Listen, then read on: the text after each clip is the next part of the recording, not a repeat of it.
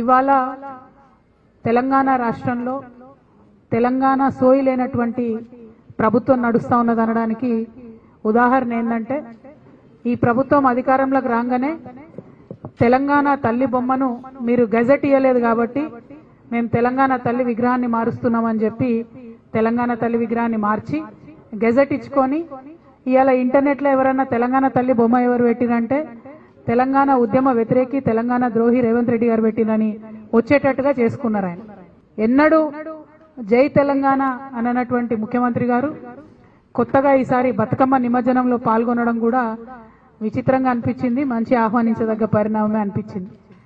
At the same time comedy ఏంటంటే Guinness record కోసము బతుకమ్మని చేసిరు. మరి రికార్డుల కోసం కాదు కదా, కోట్లాదిగా ఎన్నో సంవత్సరాల నుంచి తెలంగాణ బిడ్డలు తెలంగాణ ఆడబిడ్డలు నిలబెట్టుకున్నారు ఈ పండుగని.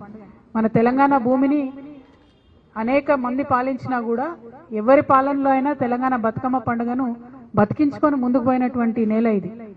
ఎప్పుడు మేము రికార్డులు అనుకోలే, ఎందుకంటే ఇప్పుడు కాదు, ఉమ్మడి ఆంధ్రప్రదేశ్లోనే కోటి బతుకమ్మల జాతర అని చేసి బొడ్డెమ్మ నుంచి మొదలు పెడితే బతుకమ్మ వరకు 28 రోజులు కోటి బతుకమ్మలు తెలంగాణ అంతా చేసినాం.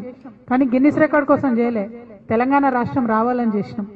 ఇప్పుడు కూడా ప్రభుత్వం ఆ పంతాలో ఆలోచించుంటే బాగుండేది, బతుకమ్మకు బతుకమ్మ చీరలు ఇచ్చుంటే బాగుండేది, మహిళలకు ఏదన్నా లాభం జరిగేటటువంటి పని చేసుకుంటే బాగుండేది. కానీ రికార్డు రావాలి, ఆ రికార్డులో ఎవరు చేసిండ్రు బతుకమ్మ అంటే గిన్నిస్ రికార్డులో రేవంత్ రెడ్డి గారు ప్రభుత్వం చేసిందని రావాలనే ఒక విచిత్రమైన వింత పోకడతోని ఈ రాష్ట్రంలో పరిపాలన జరగడం చాలా దురదృష్టకరం. మొదటి నుండి తెలంగాణ సంస్కృతిని నిలబెట్టుకోవాలని పోరాటం చేసిన సంస్థ, ఆరాటపడ్డ సంస్థ తెలంగాణ జాగృతి. కాబట్టి మరి ఏదైతే కేవలం 10,000 మందితో బతుకమ్మ రికార్డు చేసి ఒక రకంగా తెలంగాణ మహిళలను అవమానించారని మేము భావిస్తా ఉన్నాం.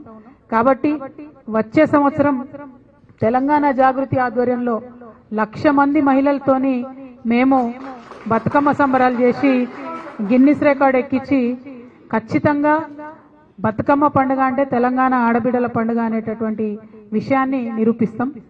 ప్రభుత్వం ఆ మరుసటి సంవత్సరం మాకు పోటీ వస్తే దాన్ని కూడా బ్రేక్ చేసినట్టు మళ్ళీ చేస్తాం. అల్టిమేట్ గా మా ఆలోచన ఏంటంటే తెలంగాణ తల్లి బొమ్మ ఎవరు పెట్టిరంటే తెలంగాణ ప్రజలు పెట్టిరన్నట్టు రావాలి, కానీ రేవంత్ రెడ్డి గారు పెట్టినని వచ్చే విధంగా వారు ఏదైతే ఈ కుట్రలు చేస్తా ఉన్నారో వాటిని ఖచ్చితంగా ఎదుర్కోవడానికే ఈ ప్రయత్నం చేస్తాం. వచ్చే సంవత్సరం 1,00,000 మంది మహిళలతోని తెలంగాణ జాగృతి ఆధ్వర్యంలో ఖచ్చితంగా హైదరాబాద్ నగరంలో చేసి చూపిస్తామని సందర్భంగా ప్రజలందరికీ కూడా తెలియజేస్తా ఉన్నాం.